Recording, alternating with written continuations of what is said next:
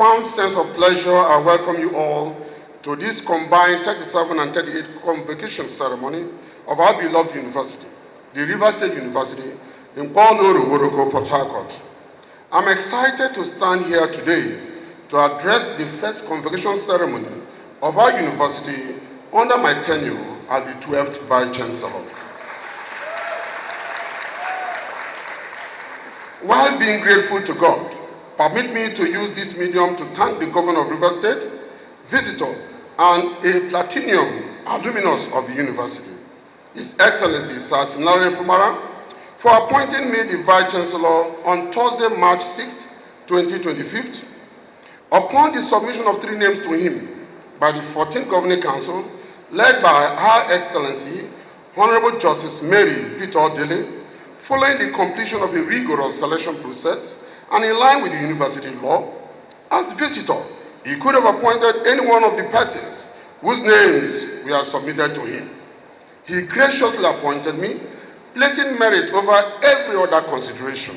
I am grateful and I pledge not to disappoint you, sir. Your Excellency, we have made some achievements in the face of daunting challenges. We are optimistic that we can attain greater heights. May it please you that I share a few of these on this occasion on our combined 37 and 38 convocation ceremony. Achievements. As a university, we have achieved a lot since the last convocation ceremony, but I'll just highlight a few, especially what we have been able to do since March 7, 2025, when I took over the reins of leadership. Student performance and success. We are graduating a total of 13,561 students in this combined convocation. 157 of them had first class.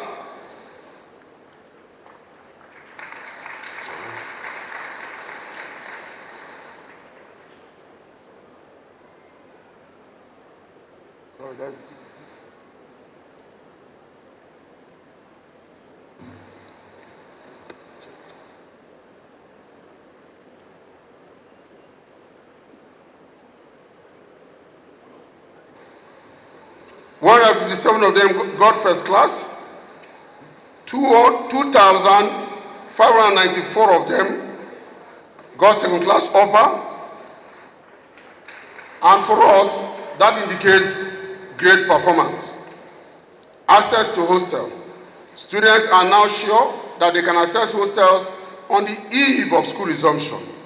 While we are unhappy that we are unable to get hostel accommodation for most of our students, given that we have less than 4,000 bed spaces in the face of 40,000 students, this achievement means a lot to us.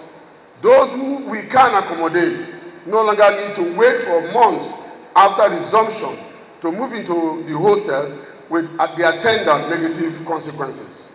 Accreditation success. All our programs have maintained or attained full accreditation from the National University Commission and professional bodies. Out of our 74 programs, 65 are full accreditation and 9 are resource verified. For this year's accreditation exercise, we presented 15 programs and they've all performed very well, given the exit reports by the accreditation panels. All our 20 programs that require professional accreditation, such as those of architecture, MBBS, nursing, engineering, all have been accredited. We are very thankful to His Excellency for promptly releasing funds for the exercise. Institutional reforms. We are undertaking to ensure that our university operates as a world-class center of learning with calendar certainty and result integrity. To achieve this, we have followed through with any approved calendar for academic activities, admission, resumption, examination, result submission, closing. That is the reason why today we have a combined convocation involving those who just graduated on 30th of October. Also, we have introduced the sequential out-of-result presentation which have made it possible for our class of 2025 to have their results approved within a month after their final examinations. Worthy also to mention here is the innovative student sponsor account on our portal that have enabled parents, guardians, and sponsoring organizations to monitor their children, wards, and beneficiaries, and conduct activities on behalf of them on their portal. No more fears of waiting resources on fake students or not knowing how your child, ward, or sponsorship beneficiary is performing to justify the sponsorship. Staff promotion. We have ensured that staff are promoted as I went due. At the professorial cadre, the Appointment and Promotion Committee, Academic, AMPC Academic, has so far approved this year the promotion of 29 professors and 48 associate professors. The Governing Council has already confirmed 18 and 28 of them respectively. As we thank the Council for its confirmation of this appointment, we want to also thank the visitor for ensuring that staff promotions reflect in the salaries of our staff. For October and November 2025, the cost implication is 191,897,626 naira 57 kobo. Annual retiree send-off ceremony. We conducted the first university-wide send-off ceremony for 74 staff, both academic and non-academic retirees of the university, on Monday, October 6, 2025. In an elaborate ceremony, their distribution is as follows: 11 teaching staff, 51 non-teaching staff, senior, and 12 non-teaching staff, junior. Annual health examinations and monthly workout for life exercise. We conducted it is now compulsory for staff members to undertake annual health examinations to ascertain their state of health. As staff are reminded during their birthdays to go for free medical checkup at our health services department. This is an offshoot of our monthly work for life exercise, during which we undertake a variety of exercise alongside having brief lectures on topical issues on health. Staff development. We have organized several staff capacity enhancement trainings, workshops, and seminars, while also funding the attendance of external ones. Given the need to meticulously plan, implement, and evaluate staff development, we have put in place a Directorate of Staff Development. Departments and faculties now organize conferences as a regular routine, encouraging research, cross-fertilization of ideas, publication, and a robust economic environment. Specifically targeting the leadership of the university, we had a Renaissance retreat for principal officers, provosts, deans, and directors few months after my resumption of office, June 4 to 7, 2025. One of the outcomes of that retreat is our proposal to organize an endowment fund now before the council as an additional means of raising funds and attracting professorial chairs for the university. Smart University. Building on the vision and aspirations of our founders, we have accelerated moving our university to a smart one where everything will be digitalized. Your brochures are being digitalized. That's why you don't have copies right now. Thank you. Critical to this will be access to internet facilities, which we have started work on, with the administrative building being the first beneficiary as we roll out across the rest of the university in the coming year. With support from our information and communication technology partner, Symforest, a part of our ICT center has been remodeled for us to use as a creative academy, a tech and innovation hub, equipped with tech facilities with various levels of competence development. We are at an advanced stage of deploying a workflow management process called FEREX. Infrastructure development. We have been able to get contractors back to work to complete 2 abandoned projects, the Tedford Lecture Hall and Human Anatomy Building. With support from Tedford, we have been able to upgrade laboratories in the Faculty of Science. New directorates. In addition to the Directorate of Staff Development, we have also created the Directorate of Procurement and the Directorate of Corporate Affairs.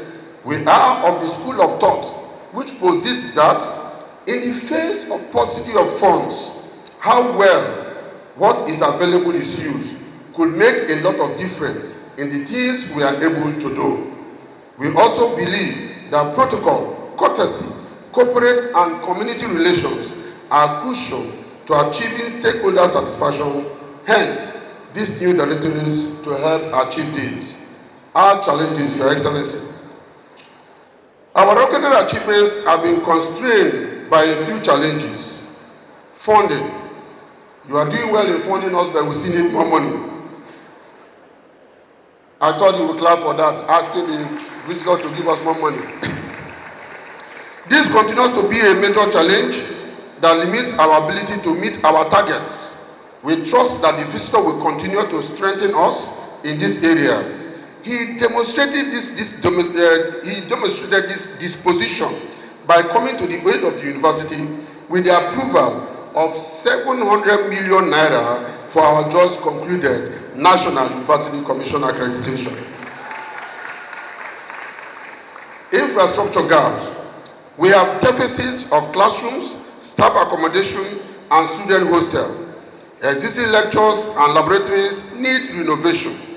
While we are prioritizing phase upgrades based on program needs, we need at least 2 faculty buildings and hostels, and a 30-unit staff quarters on each of our campuses.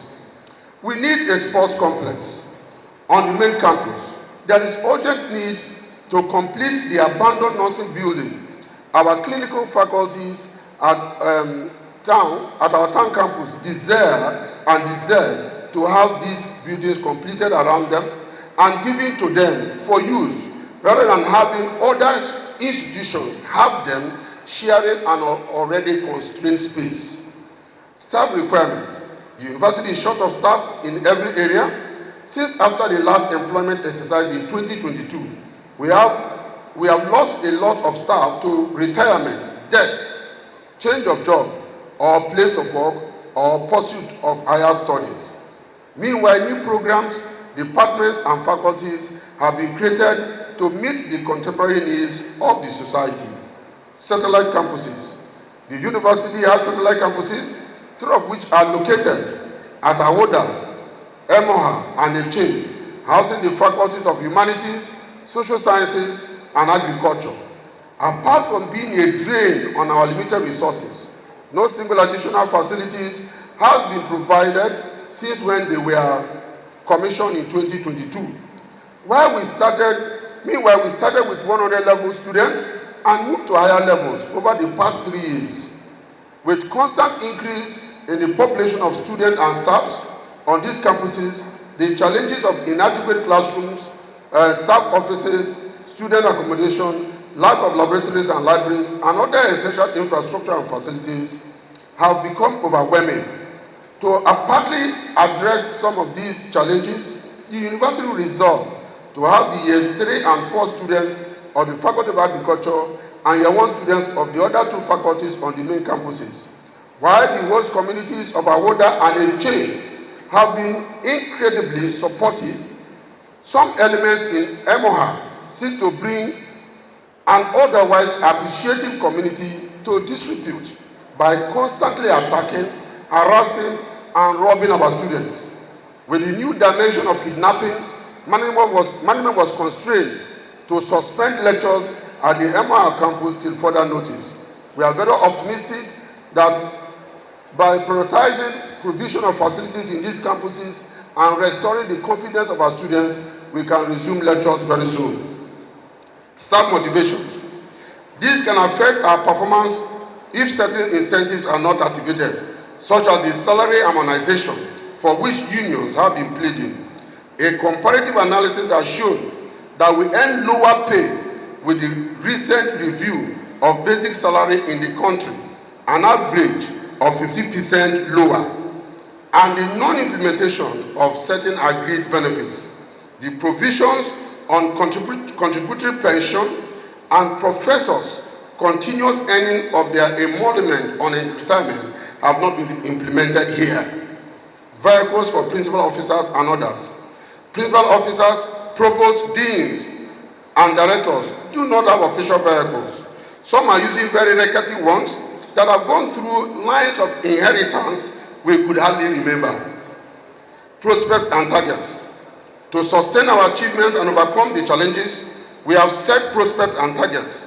We look forward to ensuring that every part of the university's main and satellite campuses has access to broadband internet.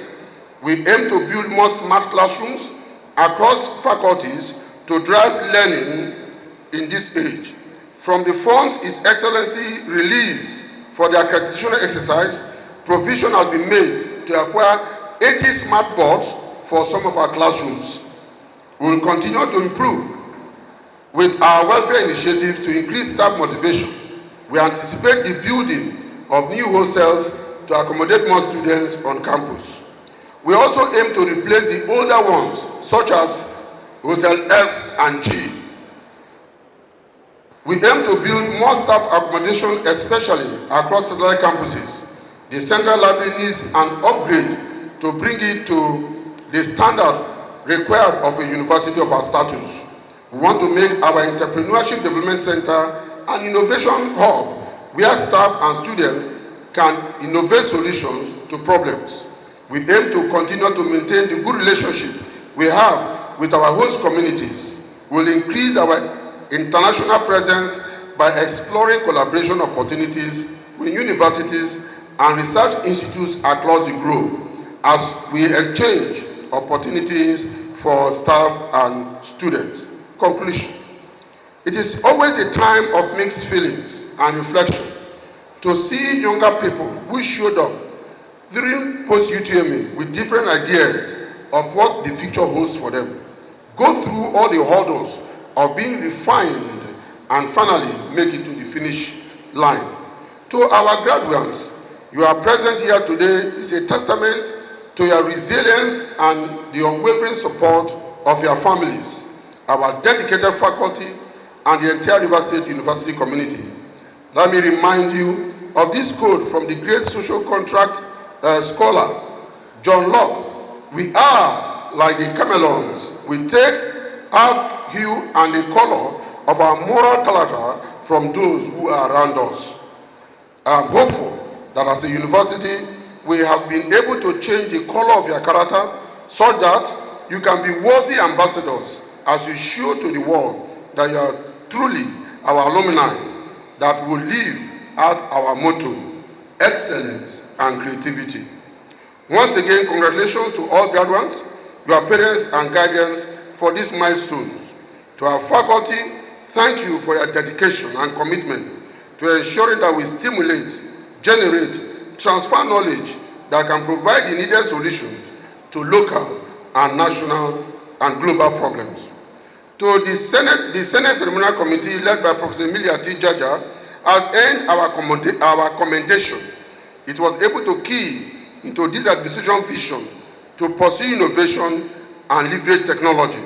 For the first time, we have yearbooks for the graduating classes to kickstart alumni tracking and experience. Our first-class graduates are offered a media booth exposure in addition to having their photos and details on our website. Streaming.